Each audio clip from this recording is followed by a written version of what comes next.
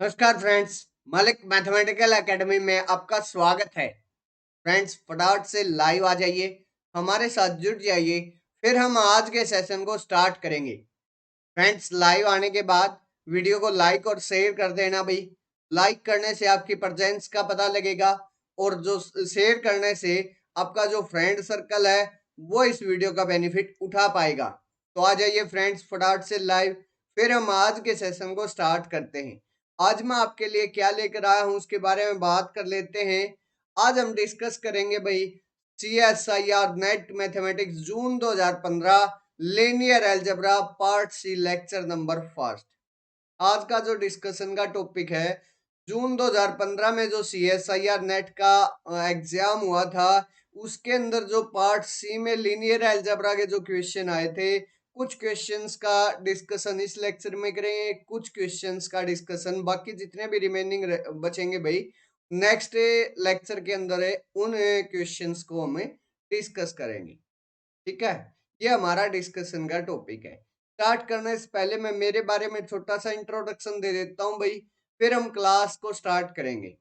Friends, मेरा नाम अमित मलिक है और जो आप मेरी क्लास देख रहे हो वो मलिक मैथमेटिकल एकेडमी के ऑफिशियल यूट्यूब चैनल पर आप मेरी क्लास देख रहे हो। फ्रेंड्स, मुझे 3 साल का टीचिंग एक्सपीरियंस है इन हायर मैथमेटिक्स और यहाँ मैं आपकी हेल्प करता हूँ मैथमेटिक्स को सीखने में और कंसेप्ट बिल्डअप करने में। तो ये मेरे बारे में छोटा सा इंट्रोडक्शन हो गया भाई। अब आगे बढ़ते हैं और बात कर लेते हैं आज के फर्स्ट क्वेश्चन पर। ये है भाई आज का फर्स्ट क्वेश्चन। एस मेरे पास कोई भी set of 3x3 real matrices A with A transpose into A equal to 100 0 0 0 0 0 0 then the set S contains. भाई मेरे पास एस के अंदर कुछ कलेक्शन है रियल मैट्रिसेस की।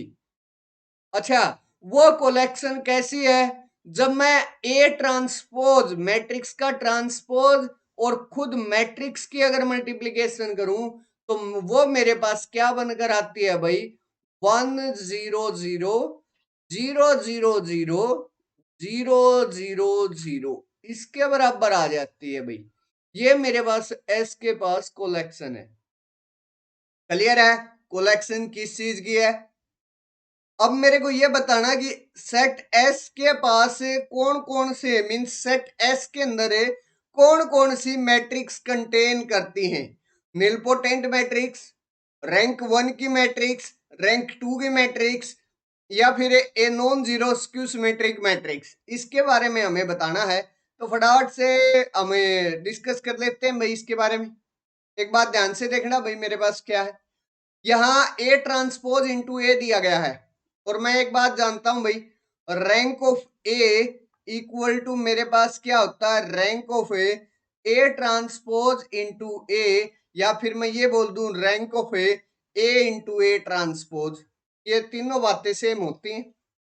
यहाँ मेरे पास rank of A transpose into A दिया गया है जो कि 1 के बराबर है, तो मैं यहां से बोल सकता हूं रैंक ऑफ ए भी मेरे पास क्या आएगा, 1 के बराबर ही आएगा, क्योंकि rank of A transpose into A मेरे पास क्या दिया गया है, यहाँ 1 दिया गया है।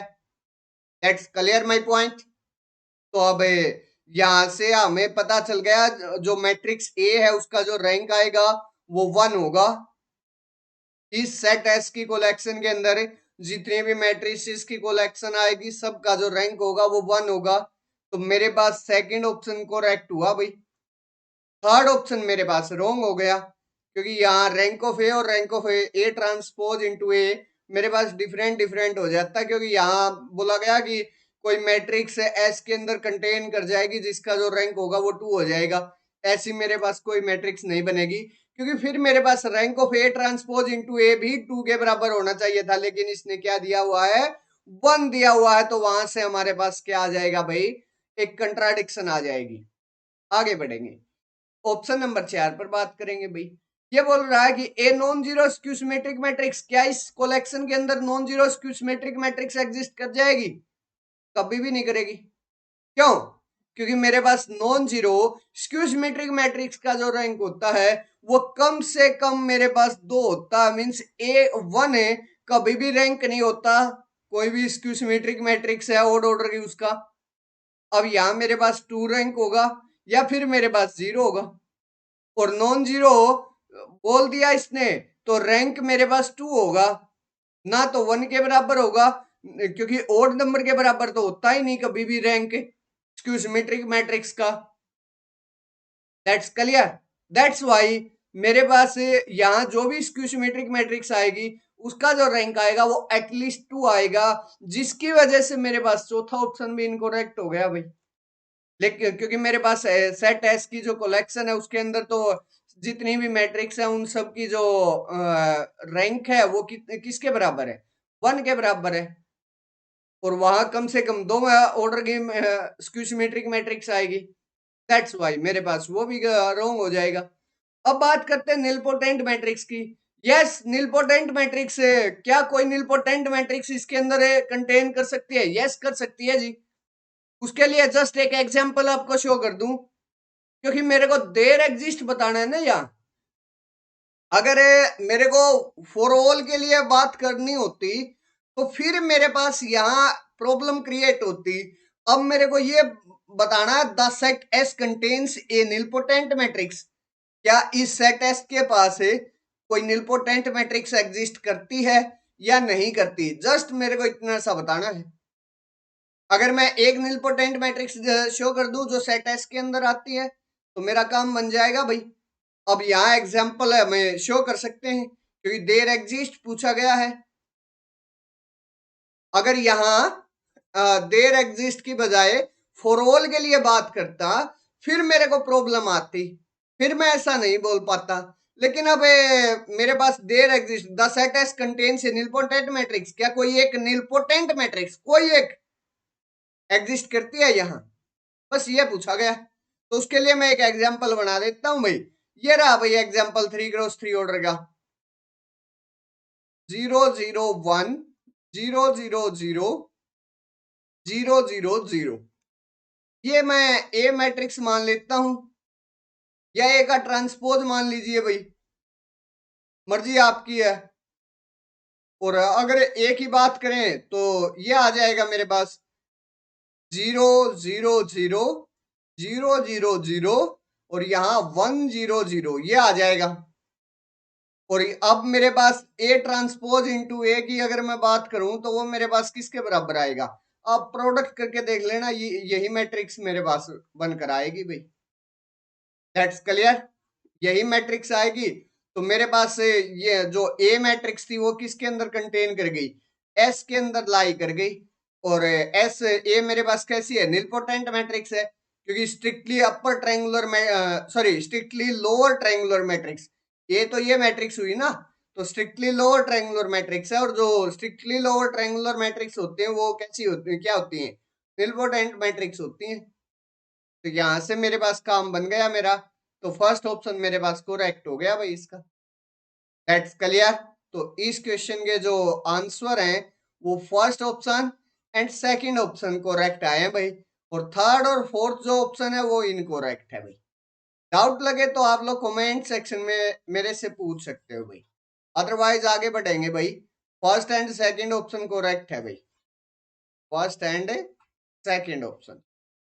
चलिए भाई आगे चलते हैं और नेक्स्ट क्वेश्चन पर बात करते हैं भाई। नेक्स्ट क्वेश्चन ये रहा भाई आप सबके सामने। लेट ए मेरे पास कोई भी एक मैट्रिक्स दी गई है, जैसी अपर ट्रायंगुलर मैट्रिक्स दी गई है, और where A B C D are integers, और जो ये ए बी सी डी जो आर्बिट्रेरी इंटीजर्स लिए गए हैं भाई, T×3 ऑर्डर की मैट्रिक्स है, then we must have, then मेरे से ये पूछ रहा कि क्या इनमें से कौन सा करेक्ट होगा, वी मस्ट हैव कौन सा ऑलवेज ट्रू होगा, इसके बारे में बात कर रहा है।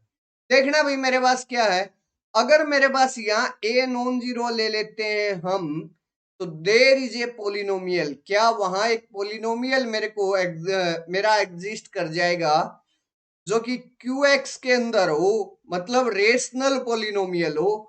रेशनल पोलिनोमियल का क्या मतलब है कि कोई भी पोलिनोमियल है जिसके जो कोफिशिएंट्स हैं वो रेशनल फील्ड से आ रहे हो, तो वो होती है रेशनल पोलिनोमियल। तो क्या ऐसी कोई रेशनल पोलिनोमियल मेरे को मिल जाएगी such that P of A is the inverse of A। अगर मैं उस पोलिनोमियल के अंदर मैट्रिक्स को पुट कर दूं तो वो मेरे पास ए का इनवर्स बन जाए। क्या ऐसी मेरे पास बन जाएगी? चेक कर लेते हैं भाई एक बार। बाकी ऑप्शन साथ के साथ रीड डाउन करेंगे और उनका सॉल्यूशन निकालेंगे भाई। पहले फर्स्ट ऑप्शन पर ही बात कर लेता हूं मैं। यहां से सबसे पहले मेरे पास इसकी जो आइगन वैल्यूज आएंगी, ये मेरे पास एक अपर ट्रायंगुलर मैट्रिक्स है, तो मेरे पास जो जो डायगोनल एंट्रीज होगी वही इसकी आइगन वैल्यूज आएगी। तो आइगन वैल्यूज ए आ जाएगी मेरे पास, क्योंकि डायगोनल एंट्रीज इसकी तीनों की तीनों ए है। तो डायगोनल एंट्रीज आ गई ए। अब इसकी अगर मैं कैरेक्टरिस्टिक बना दूं वही, तो पहले हमें अगर हमें यहां से कैरेक्टरिस्टिक बनाए तो मेरे पास वो कैरेक्टरिस्टिक सी एक्स क्या बनेगी भाई, इसकी एक्स माइनस ए का क्यूब बन जाएगी भाई। ये बनेगी भाई। ए माइनस ए बी का क्यूब का यहाँ फार्मूला अप्लाई कर दीजिए, मेरे पास वो क्या आ जाएगा, x cube minus 3 A x square plus 3 A square x minus a cube. ये आ गया भाई। अब एक बात मैं जानता हूं, जो मेरी कैरेक्टरिस्टिक इक्वेशन है वो मैट्रिक्स को सेटिस्फाइड करती है, तो यहां से हम उसका यूज कर सकते हैं भाई। जो ये कैरेक्टरिस्टिक है वो मैट्रिक्स को सेटिस्फाइड करेगी। मतलब उसका क्या होता है कि अगर सी एक्स के अंदर हम एक्स की जगह ए मैट्रिक्स को पुट कर दे तो मेरे पास जीरो मैट्रिक्स आएगी। उसी का अब हम यूज कर लेते हैं। यहां इस कैरेक्टरिस्टिक के अंदर ए को मैं पुट कर देता हूं भाई, तो यहां से मेरे पास a cube minus 3 capital A square plus 3 square capital A minus a cube into identity. यहां मेरे पास कांस्टेंट है, कांस्टेंट की जगह हम आइडेंटिटी से रिप्लेस कर देते हैं, तो ये मेरे पास क्या आएगा, जीरो मैट्रिक्स के बराबर आएगा भाई। अब एक काम कर लेता हूं मैं, यहां से ए क्यूब आइडेंटिटी को उस साइड लेकर चला जाइए, बाकी को इस साइड रख लीजिए, तो मेरे पास क्या आएगा, इस साइड माइनस का उस साइड जाकर प्लस का, तो a cube identity equal to a cube minus 3 capital A square plus 3 square capital A. ये आ जाएगा। अब इसे ए क्यूब से डिवाइड कर दीजिए, अब मीन्स ए क्यूब को उस साइड ले जाइए। अच्छा, उस साइड नीचे मैं लेकर जा सकता हूं भाई, क्यों, क्योंकि मेरे पास ए अगर नॉन जीरो है तो ए क्यूब भी मेरे पास नॉन जीरो होगा। That's clear. तो यहां से मेरे पास क्या आ जाएगा, आइडेंटिटी इक्वल टू 1/स्मॉल a cube capital A cube minus 3/स्मॉल a square into capital A square plus 3 divide by, इस साइड ए आएगा ना, तो अच्छा ये मेरे पास क्या आया है, 3/ए आ जाएगा और कैपिटल ए इंटू में आ जाएगा। क्लियर है। अब आगे बढ़ेंगे भाई, दोनों साइड ए इनवर्स अप्लाई कर दीजिए, तो इस साइड मेरे पास ए इनवर्स आ जाएगा और इस साइड मेरे पास क्या आ जाएगा, 1/ए क्यूब इंटू ए स्क्वेयर माइनस 3/ए स्क्वेयर इंटू, यहां से मेरे पास क्या आ जाएगा भाई, ए प्लस 3/ए इंटू आइडेंटिटी। ये आ जाएगा भाई। क्लियर है। और यही अब इसको चेंज कर लीजिए भाई, ए की बजाय हम एक्स पुट कर सकते हैं, तो ये मेरे पास पोलिनोमियल आ जाएगी 1/ए क्यूब एक्स स्क्वेयर माइनस 3/ए स्क्वेयर इंटू एक्स प्लस 3/ए। ये मेरे पास पोलिनोमियल आ गई और इस यही मेरे को फाइंड आउट करनी थी। मतलब मेरे को क्या फाइंड आउट करना था, अच्छा ये मेरे पास एक रेशनल पोलिनोमियल है, मेरे को ये फाइंड आउट करना था कि एक ऐसी पोलिनोमियल मैं फाइंड आउट कर दूं जब उसके अंदर मैं मीन से ए को पुट करूं तो वो मेरे पास ए इनवर्स के बराबर हो जाए। वही मैंने किया है। यहां मेरे पास है ये पहले ये पोलिनोमियल थी, ठीक है। अब अगर मैं इसको x के बजाय यहां a पुट करूंगा तो मेरे पास क्या आ जाएगा, a इनवर्स आ जाएगा। क्या आ जाएगा भाई, a इनवर्स आ जाएगा। क्लियर है। तो यहां से मेरे पास क्या बन गया भाई, जो a इनवर्स है उसको हमें पोलिनोमियल ऑफ a की रूप में राइट कर सकते हैं भाई। तो मेरे पास क्या हो गया, फर्स्ट ऑप्शन क्या हो गया, करेक्ट हो गया। अच्छा, आप लोग चाहो तो कैले मिल्टन थ्योरम से डायरेक्ट भी कर सकते थे भाई। तो मेरे पास वहां से क्या हो जाएगा, फर्स्ट ऑप्शन करेक्ट हो जाएगा भाई, ठीक है। सेकंड ऑप्शन में क्या कह रहा है, अच्छा एक बात और, ये जो पोलिनोमियल है वो रेशनल है, क्योंकि यहाँ ए मेरे पास क्या था, इंटीजर, और 1/a³ भी, फिर मेरे a³ भी क्या होगा, इंटीजर होगा, तो 1/a³ भी मेरे पास क्या आएगा, एक रेशनल नंबर आएगा। सेम है 3/a² भी एक रेशनल आएगा, और 3/a भी मेरे पास एक रेशनल आएगा। तो रेशनल ही पोलिनोमियल ही है ये, ठीक है। क्लियर। कोई डाउट हो तो मेरे से पूछ लेना। फर्स्ट ऑप्शन मेरा करेक्ट आ गया भाई। सेकंड ऑप्शन पर बात कर लेते हैं कि हर polynomial Q belonging to Z x the matrix Q of A इस फॉर्म की हो जाएगी भाई। हर पोलिनोमियल अगर मैं जेड एक्स मीन्स कोई भी इंटीजर पोलिनोमियल अगर मैं लेता हूं और उसके अंदर ए मैट्रिक्स को अगर हम पुट कर देते हैं तो मेरे पास उसकी जो फॉर्म होगी वो ये हो जाएगी, मतलब वो जो पोलिनोमियल है उसके अंदर हर एलिमेंट जो भी मेरे पास मैट्रिक्स की एंट्रीज है वो उसी पोलिनोमियल के रूप में राइट हो जाएगा भाई। ये मेरे से कह रहा है भाई, ऐसा तो कोई जरूरी नहीं है। देखिए कैसे काम करते हैं इस पर।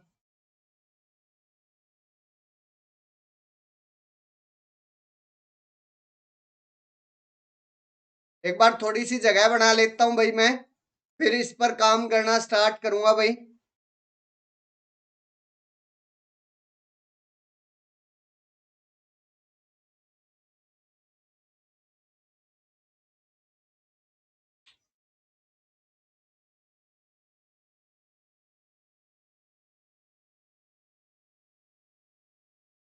चलिए भाई स्टार्ट कर लेते हैं। मैं जो भी पोलिनोमियल है,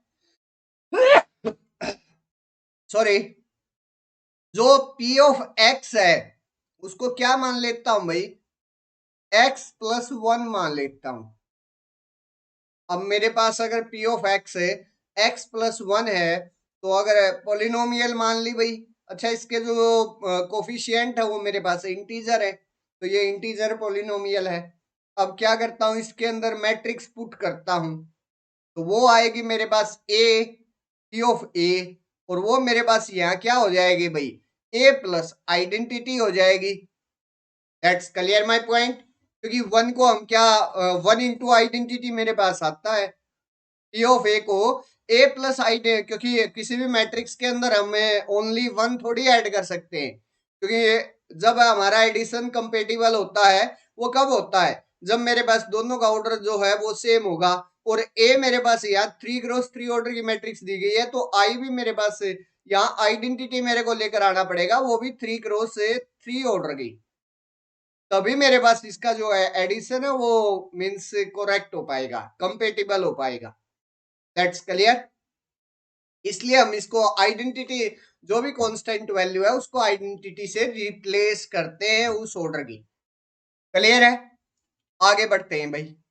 यहां पुट कर दीजिए भाई, मेरे पास जो P ऑफ A आएगा वो मेरे पास क्या बनकर आएगा भाई, A प्लस आइडेंटिटी है, A मेरे पास क्या है भाई, एक बार चेक कर लेते हैं, ABC 0AD 00A, ये है भाई ABC 0AD 00A, ये है भाई, प्लस आइडेंटिटी 100 010 001, ये आ गया भाई। तो P ऑफ A तो मेरे पास क्या आया, यहां से A+1 B C, यहां से 0 A+1 डी, यहां से 0 0 ए प्लस 1, ये आ गया। ये तो पी ऑफ ए आ गया। अब देखना भाई, मीन्स पी ऑफ ए बोल लीजिए, क्यू ऑफ ए बोल लीजिए, बात एक ही है।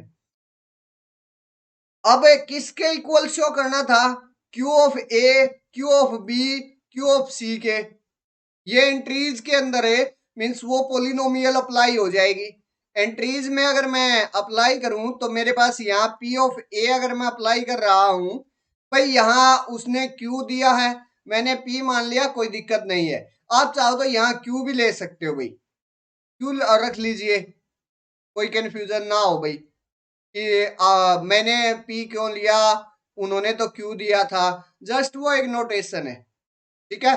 अब अगर मैं क्यू ऑफ ए दूसरी साइड वाला करूं तो वो मेरे पास क्या गिवन है भाई इन्होंने, कि P of A, sorry Q of A, Q of A small a. यहां मेरे पास पोलिनोमियल के अंदर है क्यू ऑफ ए, अगर मैं पुट करूं एक्स की जगह रिप्लेस कीजिए स्मॉल ए से, तो मेरे पास ए प्लस 1 निकल कर आएगा, वो हमने पुट कर दिया भाई। ये फर्स्ट एंट्री तो सेम है। अब अगर मैं क्यू ऑफ बी करूं तो वो मेरे पास किसके बराबर आएगा? बी प्लस 1 के। यहां मेरे पास क्या आ गया? B plus 1। बट मेरे पास तो क्यू ऑफ ए जो हमने फाइंड आउट किया था वो मेरे पास यहाँ पर बी लेकर आ रहा है, एंट्री के अंदर बी प्लस 1 तो नहीं आया। नहीं आया तो इसका मतलब है और इक्विलिटी, मैट्रिसेस में इक्विलिटी क्या होती है? हर एंट्री मैट्रिक्स का, मैट्रिक्स की हर एंट्री सेम होना चाहिए, और सेम मेरे पास है दो मैट्रिसेस अगर इक्वल है तो उन दोनों का क्या होना चाहिए भाई? सेम ऑर्डर होना चाहिए, और हर एंट्री मेरे पास सेम होनी चाहिए, तब वो इक्वल होती है। अब मेरे पास ऑर्डर तो भले ही सेम हो, लेकिन ये जो एंट्री है इससे डिफरेंट आ गई, डिफरेंट आ गई तो मेरे पास क्या हो गया? ये दोनों मैट्रिसेस डिफरेंट हो गई, तो मेरे पास क्यू ऑफ ए इसके इक्वल नहीं आया। नहीं आया तो मेरे पास सेकंड ऑप्शन है इनकरेक्ट हो गया। That's clear. जस्ट इसके अंदर नोटेशन में आप लोगों को कंफ्यूज किया गया और कुछ नहीं है भाई। थर्ड ऑप्शन डायरेक्ट रिजल्ट होता भाई। थर्ड ऑप्शन क्या है कि अगर मैं ए की पावर एन अगर 0 के बराबर आ जाती है for some positive integer N, then मेरे पास ए की पावर 3 इक्वल टू 0 होगा। यस, ये एक निलपोटेंट मैट्रिक्स का रिजल्ट होता है भाई। ए की पावर एन इक्वल टू 0 आने का मतलब क्या है भाई मेरे पास, कि वो जो मैट्रिक्स, अगर किसी भी मैट्रिक्स की कोई भी पॉजिटिव इंटीजर पावर है अगर 0 मैट्रिक्स के बराबर आ जाती है तो वो मैट्रिक्स मेरे पास निलपोटेंट हो जाती है। और निलपोटेंट मैट्रिक्स का मेरे पास ये एक रिजल्ट होता है कि उसका जो इंडेक्स होगा वो less than equal to N होगा, मीन्स उसके ऑर्डर के या तो उसके ऑर्डर के बराबर होगा या उसके ऑर्डर से छोटा होगा। अगर कोई मैट्रिक्स है और अगर मैट्रिक्स का हमने उसके ऑर्डर तक पावर पावर की है और वो मैट्रिक्स मेरे पास 0 मैट्रिक्स के बराबर नहीं आई है, तो मेरे पास वो जो मैट्रिक्स है वो कभी भी निलपोटेंट मैट्रिक्स नहीं हो सकती। अब इन्होंने ये बता दिया कि ए की पावर एन इक्वल टू 0 ये मानकर चले हैं। अब पूछ क्या रहे हैं कि मेरे पास ए का क्यूब 0 के बराबर हो जाएगा। यस, मेरे पास 0 के बराबर हो जाएगा, वहां से वो निलपोटेंट मैट्रिक्स हो जाएगी, और निलपोटेंट मैट्रिक्स का जो इंडेक्स होता है वो एटमोस्ट ऑर्डर के बराबर होता है, ज्यादा से ज्यादा वो ऑर्डर ऑफ द मैट्रिक्स हो सकता है। That's clear. तो यहां से मेरे पास क्या हो जाएगा? थर्ड ऑप्शन मेरे पास करेक्ट हो जाएगा। अच्छा, फोर्थ ऑप्शन में ये कह रहा है एक commutes with every matrix of the form, means जो ए मैट्रिक्स है वो इस टाइप की हर मैट्रिक्स के साथ कोम्यूट करती है। तो एक बार आप इसको राइट, इसको मैं अगर बी मैट्रिक्स का नाम दे दूं तो एक बार तो हम ए इंटू बी कर लेंगे और एक बार हम बी इंटू ए कर लेंगे, और ए डैश सी डैश इसको हम आर्बिट्रेरी मान लेंगे। अगर ये इक्वल आ गए तो मेरे पास इस टाइप के हर मैट्रिक्स को कोम्यूट करेगी। आप जस्ट इसके अंदर प्रोडक्ट करके देखना भाई, और जब आप प्रोडक्ट करोगे तो ये दोनों क्या आ जाएंगे भाई? कोम्यूट कर जाएंगे। तो आपका जो फोर्थ ऑप्शन है वो भी करेक्ट हो जाएगा। ए इंटू बी और बी इंटू ए दोनों सेम आ जाएंगे। आप करके देख लेना, जस्ट डायरेक्ट प्रोडक्ट है, मैं करके नहीं शो कर रहा अभी। जस्ट आपको एक ही चीज करना है, इस टाइप की हर मैट्रिक्स मीन्स इस टाइप की एक मैट्रिक्स उठानी है और ए मैट्रिक्स के साथ उसका प्रोडक्ट कर देना है, फिर उसका रिवर्स ऑर्डर में प्रोडक्ट करना है। अगर वो कम्यूट इक्वल आ जाते हैं तो मेरे पास काम चल जाएगा, अदरवाइज ऑप्शन रॉन्ग हो जाएगा। बट यहाँ इक्वल आएंगे, आप लोग करके देख लेना भाई, मैं छोड़कर चल रहा हूँ आप लोगों के लिए एक्सरसाइज के रूप में। तो यहाँ मेरे पास इस क्वेश्चन का जो आंसर आएगा वो फर्स्ट आएगा, थर्ड आएगा एंड फोर्थ ऑप्शन आएगा। ये तीन ऑप्शन इसके करेक्ट आएंगे, जस्ट एक सेकंड ऑप्शन जो है वो इनकरेक्ट है भाई। डाउट लगे तो आप लोग कमेंट सेक्शन में पूछ सकते हो, आगे बढ़ेंगे नेक्स्ट क्वेश्चन पर बात करेंगे। ये भी एक अच्छा क्वेश्चन है भाई, देखना मेरे पास क्या गिवन है। Consider non zero vectors v1 v2 v3 v4, चार नॉन जीरो वेक्टर है। अच्छा, इस नॉन जीरो का अपने आप में एक इंपॉर्टेंट रोल है भाई, यहां याद रखना। Non zero vector space v1 v2 v3 v4 दिए गए हैं, उसके उनको लेकर भाई लीनियर ट्रांसफॉर्मेशन फॉर्म कर दी भाई, फाइव वन v1 से v2, फाइव टू v2 से v3, फाइव थ्री मेरे पास v3 से v4, सच दैट उसके बाद कुछ बताना इन्होंने स्टार्ट किया कि कर्नल ऑफ फाइव वन मेरे पास जीरो के बराबर है। फाइव वन क्या है? एक लीनियर ट्रांसफॉर्मेशन, और उसका कर्नल मेरे पास सिंगलटन जीरो के बराबर है। इसका मतलब मेरे पास जो फाइव वन है वो क्या है? वन वन है। फाइव वन वन वन है तो इसका मतलब मेरे पास रेंज ऑफ फाइव वन क्या होगी? Range of A five one मेरे पास डायमेंशन ऑफ ए डोमेन के बराबर हो जाएगी, और यहाँ डोमेन क्या है? v1, तो डायमेंशन ऑफ ए v1 हो जाएगी। नेक्स्ट मेरे पास क्या दिया गया भाई? लेकिन यहाँ रेंज ऑफ फाइव वन तो क्या दे दी भाई? कर्नल ऑफ फाइव टू के बराबर दे दी। नेक्स्ट जो हमारी हाइपोथेसिस गिवन है उसमें range of five one kernel of five two के बराबर दे दी। इसको भी राइट कर लीजिए भाई। Range of A five one वो मेरे पास किसके बराबर है भाई? Kernel of A five two के बराबर है। अब इसकी मेरे पास लेफ्ट हैंड साइड सेम है तो राइट हैंड साइड भी सेम होगी भाई इन दोनों इक्वेशन की। तो यहां से मेरे पास क्या आ गया?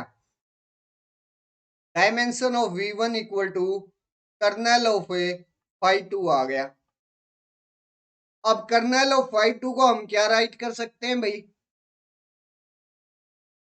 कर्नल ऑफ फाइव टू को मैं राइट कर सकता हूं क्या? मेरे पास dimension of v2 minus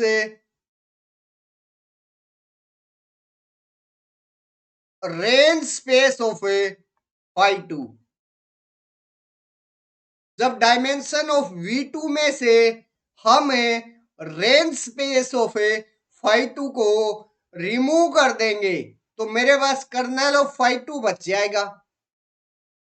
that's clear. यहां से मेरे पास क्या बच जाएगा भाई?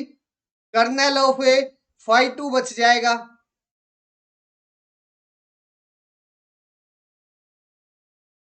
अब आगे बढ़ेंगे। अच्छा एक सेकंड भाई, ठीक है, कर्नल ठीक है। चलिए, यहां से kernel of five two dimension of v1 के भी बराबर है और इसके बराबर भी है, तो मेरे पास डायमेंशन ऑफ v1 है, इसके बराबर राइट कर सकता हूं मैं dimension of v2 minus range of five two. यहां से रेंज ऑफ फाइव टू को इस साइड ले जाइए और डायमेंशन ऑफ v1 को उस साइड अगर मैं लेकर जाऊं तो रेंज ऑफ फाइव टू मेरे पास क्या आ गया? वो आ गया जी dimension of v2 minus dimension of v1, इसके बराबर आ गया जी। अब इन्होंने नेक्स्ट हाइपोथेसिस के अंदर दिया गया है रेंज ऑफ फाइव टू मेरे पास कर्नल ऑफ फाइव थ्री के बराबर है। एक तो रेंज ऑफ फाइव टू मेरे पास इसके बराबर आ गई, अब रेंज ऑफ फाइव टू इसने ये भी दे दिया भाई इसके बराबर है वो kernel of A five three के बराबर है। अब कर्नेल ऑफ फाइव थ्री, यहां दोनों मेरे पास लेफ्ट हैंड साइड इक्वल होगी तो राइट हैंड साइड भी इक्वल हो जाएगी। मेरे पास कर्नेल ऑफ फाइव थ्री आ जाएगा किसके बराबर, dimension of A V two minus dimension of A V one के बराबर। अब कर्नेल ऑफ फाइव थ्री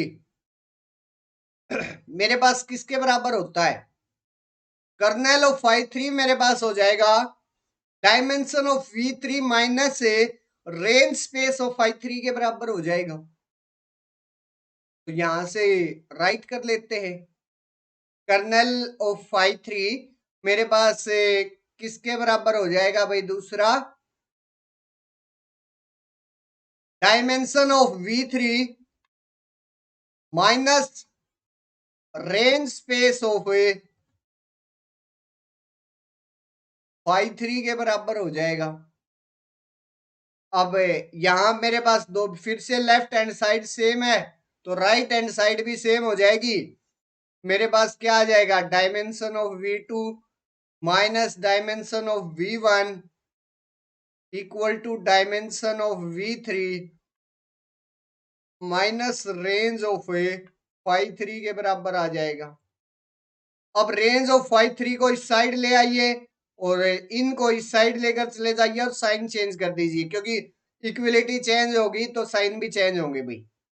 ये मेरे पास सोल आउट होकर रेंज ऑफ फाइव थ्री के इसके बराबर आ जाएगा भाई, dimension of V three minus dimension of V two plus dimension of V one के बराबर आ जाएगा भाई। अब यहां एक और हाइपोथेसिस दी गई है, range space of five three V four के बराबर है। Range space of five three किसके बराबर है भाई,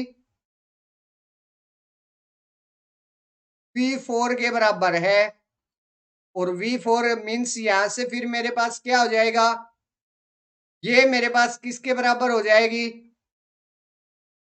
range of five three V four के बराबर है। तो डायमेंशन ऑफ फाइव थ्री मेरे पास किसके, अच्छा एक सेकंड भाई, यहां मेरे को डायमेंशन लेकर चलना था भाई, dimension of kernel space of five three और dimension of A range space of five three. ये एक मिस्टेक करके चल रहे हैं भाई, मैंने एक बार और नोटिस किया था इसको बट फिर उस टाइम छोड़ दिया था।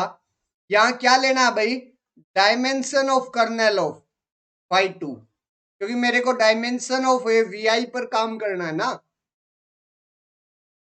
तो ये डायमेंशन लेकर चलना है भाई, यहां भी मेरे पास क्या लेकर चलना है, जहां भी रेंज स्पेस और कर्नल स्पेस है उसके आगे डायमेंशन लगा लीजिए, बाकी सेम है, बाकी इसके अंदर कोई भी प्रॉब्लम नहीं है, जस्ट वहां डायमेंशन आप अप्लाई कर दीजिए भाई, ठीक है। यहां जस्ट आप लोगों को क्या करना है, डायमेंशन अप्लाई कर देना है, dimension of kernel of five two dimension of V two, यहां भी डायमेंशन आ जाएगा माइनस करके डायमेंशन ऑफ जहां भी मेरे पास रेंज स्पेस राइट कर रखे है और कर्नल स्पेस राइट कर रखा है वहां डायमेंशन लगा लीजिए, बस इतना करना है भाई। यहां भी मेरे पास क्या आएगा, dimension of range space of five three, यहां भी dimension of A range space of five three, वो मेरे पास किसके बराबर आएगा फिर, जो वी फोर के बराबर है रेंज स्पेस फाइव थ्री का, तो मेरे पास उनका जो डायमेंशन है वो भी सेम होगा। तो dimension of A range space of five three dimension of V four के बराबर आएगा। अब लेफ्ट हैंड साइड सेम तो राइट हैंड साइड भी मेरे पास यहां से क्या आ जाएगा, dimension of V three minus dimension of V two plus dimension of V one equal to dimension of V four. अब डायमेंशन इस साइड को उस साइड लेकर चले जाइए तो मेरे पास क्या आ जाएगा, dimension of V four minus dimension of V three plus dimension of V two minus dimension of V one equal to zero आ जाएगा, ठीक है। अब आगे देखते हैं, फर्स्ट ऑप्शन देखिए भाई, इसके अंदर है, अगर मैं इसको ओपन करूं आई को, इतना हो गया ना भाई। अब इसको छोड़ दीजिए यहां से।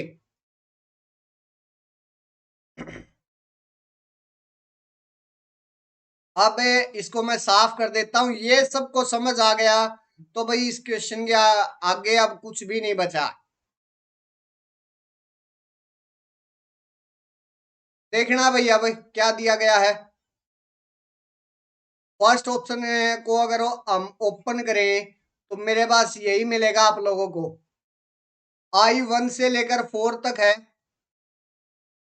-1 की पावर आइडेंटिटी है, डायमेंशन ऑफ वी आई है वो 0 के बराबर है। यस, इसका मतलब अगर आई इस समेशन को ओपन करूं तो वो आएगा minus of dimension of V1 plus dimension of V2 minus dimension of V3 और plus dimension of V4 equal to 0।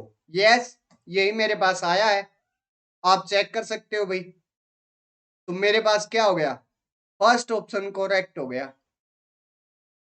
अच्छा, सेकंड ऑप्शन के अंदर देखना भाई, मेरे पास से I2 से स्टार्ट कर रखा है, मतलब मेरे पास यहां क्या दिया गया है, dimension of V2 minus dimension of V3 plus dimension of V4 equal to, इस साइड डायमेंशन ऑफ V1 जाएगा तो मेरे पास वो प्लस का हो जाएगा। इसको ये बोला गया कि वो पॉजिटिव आएगा। यस, पॉजिटिव आएगा क्योंकि मेरे पास V1 का जो डायमेंशन है वो नॉन जीरो वेक्टर स्पेस ये दिए गए हैं, V1 V2 V3 V4। और मेरे पास ये जो वैल्यू है वो डायमेंशन ऑफ V1 के बराबर आई हुई है, और डायमेंशन ऑफ V1 मेरे पास एक पॉजिटिव नंबर है, तो ये वाली जो वैल्यू है वो भी मेरे पास क्या होगी, एक पॉजिटिव वैल्यू होगी।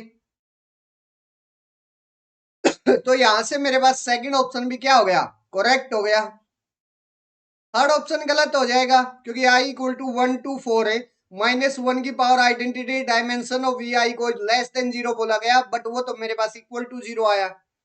थर्ड भी गलत, फोर्थ भी गलत, उसमें नॉन जीरो बोल दिया भाई इससे सम को, लेकिन वो तो 0 के बराबर आया था, तो फोर्थ भी गलत हो गया भाई।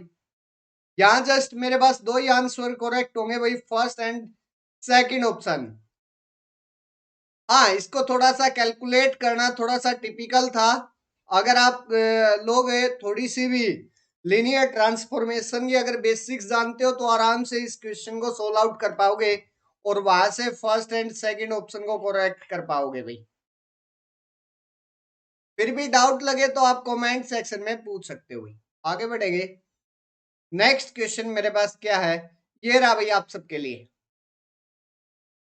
एस मेरे पास आर एन से आर एन पर है, कोई भी लीनियर ट्रांसफॉर्मेशन दी गई है इस टाइप से, S of V equal to मेरे पास अल्फा वी बनेगा for a fixed alpha belonging to R के लिए, और जहां अल्फा मेरे पास क्या है, नॉन जीरो भी है। That's clear. सेकंड थिंग क्या दी गई है भाई, टी मेरे पास आर एन से आर एन पर कोई भी लीनियर ट्रांसफॉर्मेशन दी गई है such that B equal to V1 V2 Vn is a set of linear Li eigenvectors of a T, then the matrix T with respect to B is diagonal. Yes, direct result है भाई।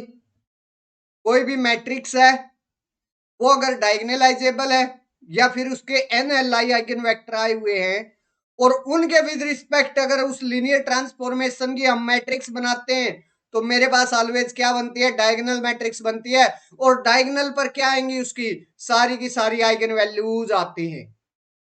तो यहां मेरे पास जो first option है वो क्या है, डायरेक्ट रिजल्ट से करेक्ट है। सेकंड ऑप्शन पर आइए भाई। सेकंड ऑप्शन में क्या क्या कह रहा है कि B of the matrix of T minus S with respect to B is diagonal. T minus S with respect to B is diagonal होगा। अच्छा, एस ऑफ वी मेरे पास क्या आएगा, एस ऑफ वी मेरे पास क्या एक डायगोनल मैट्रिक्स आ जाएगा, क्योंकि अगर वो डायगोनल आ गया तो मेरा काम चल जाएगा भाई। अब उसके अंदर क्या हो रहा है भाई, जो भी मेरे पास V1 V2 Vn है जस्ट उसके ऊपर अल्फा अप्लाई हो रहा है और कुछ भी नहीं हो रहा भाई। जैसे अगर मैं एस ऑफ V1 के बारे में बात करूं तो वो अल्फा इंटू V1 हो जाता मेरे पास, और वहां से फिर हम क्या बोल सकते हैं, एस ऑफ V को मैं एक डायगोनल मैट्रिक्स बोल सकता हूं। और अगर एस ऑफ V मेरे पास क्या है, एक डायगोनल मैट्रिक्स है, तो मेरे पास क्या हो जाएगा, T minus S B, T मेरे पास ऑलरेडी मैं बोल चुका हूं कि वो डायगोनल आएगी, तो T माइनस एस बी मेरे पास कैसी आ जाएगी, डायगोनल आ जाएगी। तो सेकंड ऑप्शन भी इसका करेक्ट हो जाएगा भाई। थर्ड ऑप्शन पर आइए, the matrix of T with respect to B is not necessarily diagonal but is a upper triangular. ये जरूरी नहीं कि वो डायगोनल हो, बट वो तो मैं कंफर्म जानता हूं वो कैसी होगी, डायगोनल होगी। तो यहां से थर्ड ऑप्शन मेरे पास गलत हो जाएगा। फोर्थ ऑप्शन में कह रहा है कि the matrix of T with respect to B is diagonal but the matrix of A T minus S with respect to B is not diagonal, but उसको तो मैं डायगोनल बोल कर आया हूं। तो यहां से मेरे पास जो फोर्थ ऑप्शन है वो भी गलत हो जाएगा। तो फर्स्ट एंड सेकंड ऑप्शन इसका करेक्ट आएगा भाई। डायरेक्ट रिजल्ट है, आसान से क्वेश्चन है और कुछ भी नहीं है भाई इसके अंदर। डाउट लगे तो पूछ लेना भाई। आगे बढ़ेंगे और नेक्स्ट क्वेश्चन पर बात करेंगे, which of the following are subspaces of the vector space of R3। R3 के में से कौन सा सब स्पेस है उसके बारे में हमें बताना भाई। अगर सब स्पेस को मैं फाइंड आउट करना चाहता हूं तो कैसे करूंगा भाई, क्लोजर मीन्स एडिशन और स्केलर मल्टीप्लीकेशन, वो दोनों क्लोज दिखा दूं भाई। अगर मैं आर क्यू मीन से इन वेक्टर्स का एडिशन और scalar multiplication, scalar multiplication, vector addition scalar multiplication अगर हम क्लोज शो कर पाए तो मेरे पास ये जो सबसेट्स हैं वो सबस्पेस के रूप में आ जाएंगे भाई। फर्स्ट ऑप्शन के अंदर अगर हम करें तो देखना भाई मेरे पास क्या है, x प्लस वाई मेरे पास 0 के बराबर हो, वो मीन्स एलिमेंट्स है जिसमें x प्लस वाई मेरे पास 0 के बराबर हो जाए।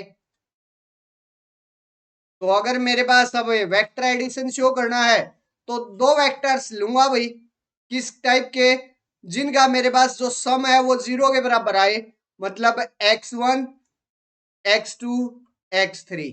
एक वेक्टर तो ये ले लिया भाई, एक ले लिया y1 y2 y3, ठीक है। अब मेरे पास ये वेक्टर इस सबसेट के अंदर कब जाएगा, जब मेरे पास x1 plus x2 equal to 0 होगा। यहां से जब मेरे पास y1 plus y2 equal to 0 होगा तब इसके अंदर जाएगा। ये मेरे को गिवन है भाई।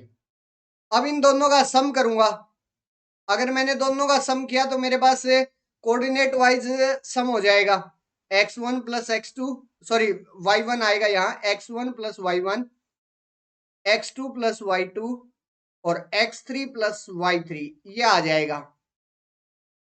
अब मेरे को ये शो करना कि ये इसके अंदर गया तो वेक्टर एडिशन मेरा पास क्लोज हो जाएगा।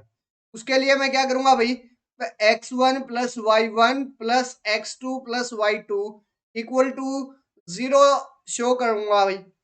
और अगर इसको 0 शो करना है तो देखना भाई कैसे होगा, यहां से x1 plus x2 x y1 और x2 को मैं कम्यूट करवा सकता हूं क्योंकि वो रियल नंबर के दो रियल नंबर ही तो हैं और रियल नंबर आपस में कम्यूट करते हैं।